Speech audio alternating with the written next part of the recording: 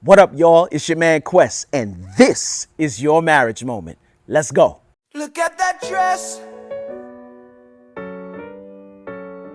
No, you look good when you did it. Lost my interest. Gave you what I didn't, now I get it. And now I'm trying to. All right, so let me just put a couple of disclaimers on it, or on this, right? I'm about to get a little churchy. I'm about, not churchy per se, but I'm about to get a little preachy, if you will. That's my first disclaimer. Second disclaimer, yeah, this is going to be strictly for the believers. I'm speaking specifically to Christians, right? Because the issue that I'm about to present is one that was presented to me by a believer, by a Christian, if you will. That's number one. That's number two, I mean. And number three, yeah, she gave me permission to use this example. I don't want y'all to think, Quest in the business is just telling folk business, because it's not like that. I got permission to do this, right? So that's my third disclaimer. So let me just start here by saying this.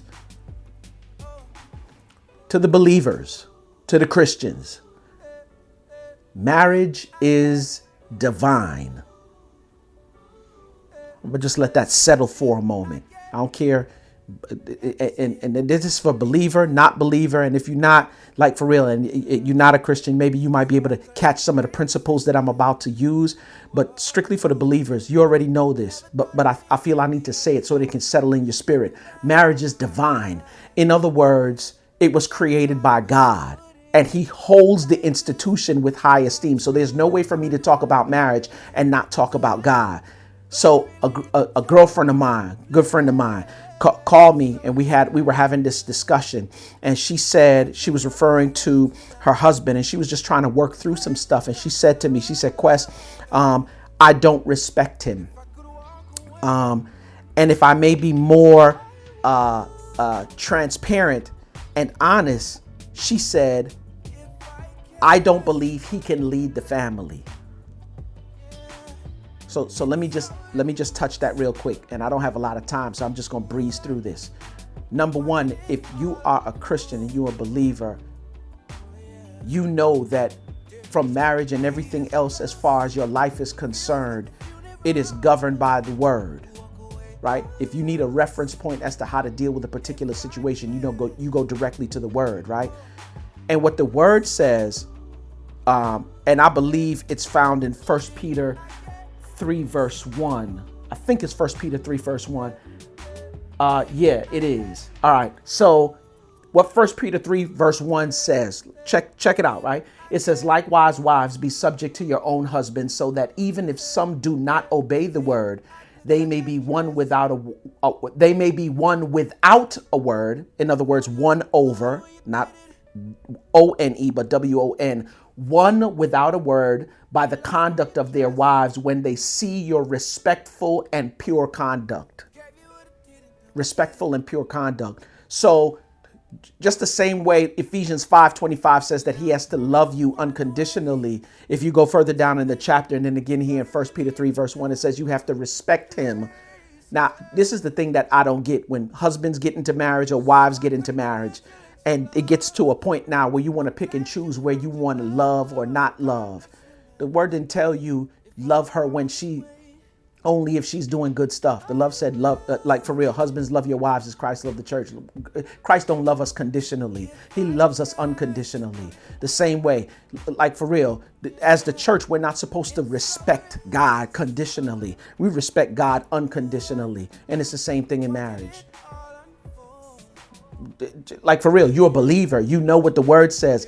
And here's the thing, I don't want to over spiritualize it, because sometimes we have a tendency to do that. But in the same breath, I don't want to under spiritualize it as well, right? And the reason why I don't over spiritualize it so much is because I want people to get the practicality of it, right? But I can't dismiss the reference point. It's plain. Now we want to analyze, right? And then we become at what they call it,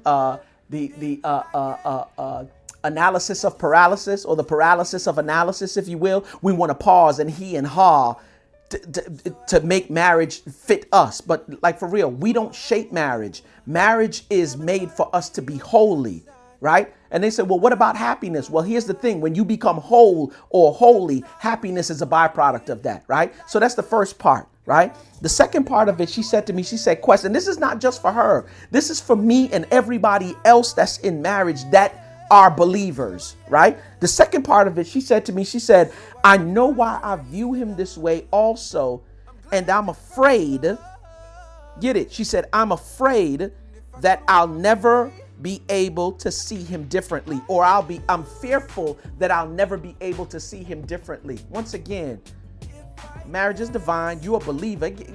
I don't understand how you're a Christian and you're a believer. And like I said, I'm not speaking to anyone specifically. I'm speaking to me, you, and everybody else. How is it that we're believers, but yet still the word is there and it's very clear, right? What does the word say? I have not given you the spirit of fear, but of love and a sound mind. In other words, why are you fearful? You fearful because you haven't turned the situation over to me, or you have not included me, God, in the situation. That's why you fearful. If you knew what you were supposed to know and how you're supposed to know it, and once again, I got to put the disclaimer on it. I'm talking to everybody, right? The word says that all things work together for the good of those who love God and are called according to his purpose. Some of you are, like for real, in the purpose for marriage. Do what the word tells you to do and fear not. Even when the situation don't look good, it will work out for the good. Do me a favor, because I'm going to cut this real short. If you are a Christian, if you are a believer and you are in marriage, do me a favor. Don't lean to your own understanding. In all your ways, acknowledge him, even in marriage, and he will direct your path. Remember, if you are a believer and you are in marriage, here's the thing. You chose your husband. You chose your wife. Didn't nobody put a gun to your head for that? Nobody put a gun to your head for that. And if you need a reference point, anytime you think in left field, do me a favor. Go to 2 Corinthians 10, verse 5. And it will lay out for you if you are a believer or not. Matter of fact, I'm not even going to tell you what the text say. Go and look up the text for yourself. You know what the word says, right? As a believer or as a Christian, go and look up 2 Corinthians 10, verse 5, and let that dictate to you how you should be thinking, right? Anytime you think in left field. Remember, your marriage should be governed by the word, because the word is the word of God. And marriage is divine, meaning it was created by God. So if you need a reference point, that's where you go for your reference point. You feel me? Do me a favor. Remember this. The marriage is much more important than who you are as individuals. And you wanted it to be phenomenal. In other words, and hear me, let me put the disclaimer on it. I'm not saying that marriage can't work without God in it. I'd be naive to say that, but I want it to be phenomenal. And I know that in order for it to be phenomenal, I need to go according to the guidelines of the person who created it. Remember what I always say, shaky to good, good to great. Ultimately, we want phenomenal, right? But phenomenal don't just happen. It takes work. Do me a favor. Work on finding out the do's, the don'ts, right? The boundaries, what you can and what you can't do as it relates to marriage. Why? Because you're a believer.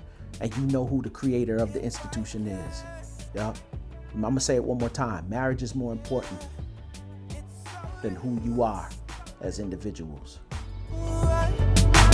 Watching it all.